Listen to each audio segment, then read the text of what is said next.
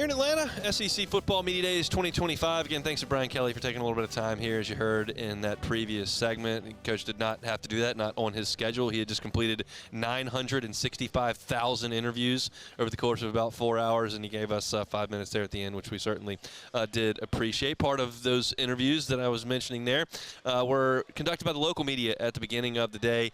Garrett Nussmeier spoke with the local media, as well as Swit Weeks and Chris Hilton. So a little bit of sound here from the LSU signal caller, who I thought was really good at Media Days. He joined the morning show guys live here on our set, and he also talked to Matt Moscona, which we'll hear on After Further Review a little bit later on today. And I thought he did a really good job just everywhere that I saw him doing interviews, and talked about a number of different topics. Really ran the gamut. One of them was about the college football landscape and how it has changed at this point. Here's Garrett Nussmeier. The landscape of college football has changed a little bit. Obviously it's turned into more of a pro model. So I think Coach Kelly and everybody upstairs have done an unbelievable job just adapting and getting ahead of the times. I think that our program in general, everybody's bought in to what the expectations are. Not just us. Not just the players. It's coming from the entire staff. It's coming from the training room all the way up top to Coach Kelly. So very exciting. Very exciting. That's part of what I was talking about at the top of the show, just talking about the expectation of this team, that everybody understands why they're lacing up the cleats here in the late summer. They're doing that to go beat Clemson and to be a factor when this thing rolls around to Thanksgiving. That's the plan that everybody is preaching at this point at LSU. And they've gone, and if you want to call it the pro model, which Garrett just did, you're talking about free agency, which they just went and bought basically a whole new defense and 2 pieces on the offensive line. You're talking about a way of running a roster from a dollars and cents perspective that looks far closer to the Seattle Seahawks than it does to Catholic high school. Like, this is not your father's SEC football. This is a whole different world, and that can create some issues when you've got guys that are coming from different parts of the country, that have played on different teams, that are making different amounts of money. Like, that's the pro model, and now that's what LSU is dealing with. But if you talk to Garrett Nussmeier and Chris Hilton and Whit Weeks today, you hear nothing but the fact this is the closest knit team that they've ever been on. This is the most talented team they've ever been on, and they start talking about those expectations, and that's just the fact of the matter. Now, my question to Garrett was about the offensive line, because this is, to me, we cannot emphasize the importance of LSU's offensive line enough. We cannot overemphasize it.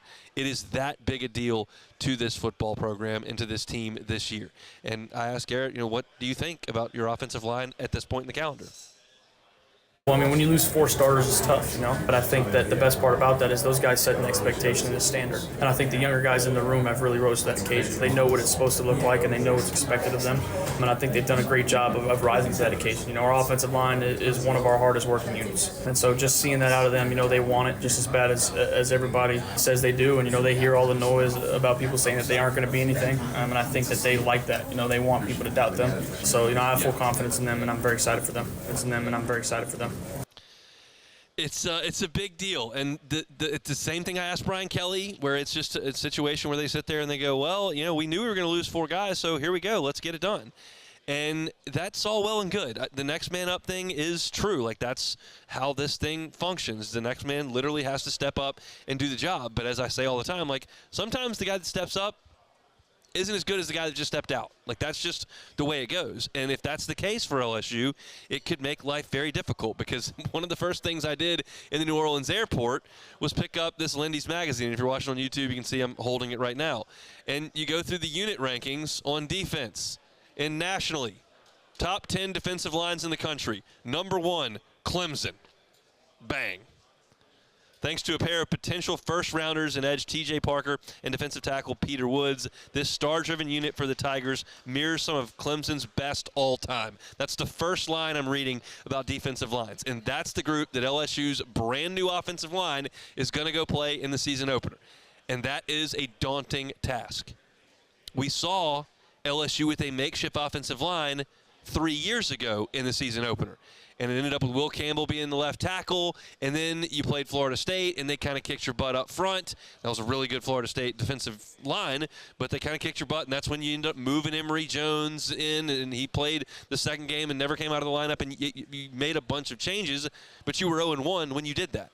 And if you can't block Clemson and you can't run the ball, and Garrett Nussmeier is not as upright as he was last year when LSU, despite their struggles running the ball, did a great job of protecting the passer and letting him throw for 4,000 yards, then the offense starts to wobble in a big way.